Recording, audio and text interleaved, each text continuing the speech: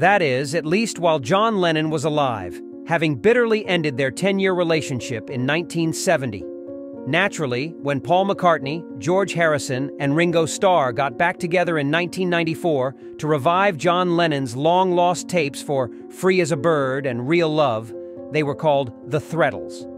After the band broke up, all of the members remained friends and helped out on each other's albums in different capacities, except for Paul and John, who used their continuous disagreement to vent their frustrations on one another through songs like Too Many People by Paul and How Do You Sleep at Night by John, which was a vicious tune. But after the Beatles, Ringo and John, Paul and George were happy pursuing their own creative endeavors, so they collaborated more frequently.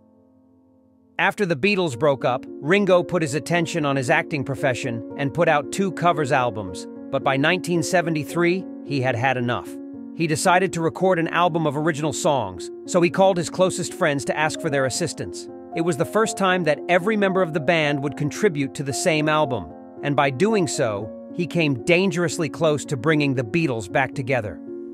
Close friends Klaus Voormann, who drew the iconic cover for 1966's Revolver, and Billy Preston, dubbed the Fifth Beatle after his work on 1970's Let It Be, were among the people Ringo invited to record with him in Los Angeles.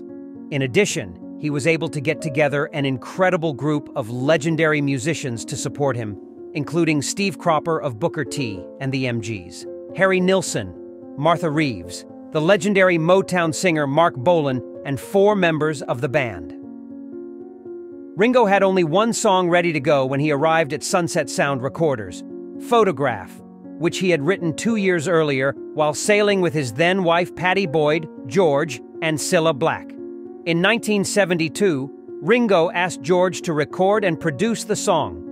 A few days after recording began, Ringo stopped by the studio to check on the progress of the new version.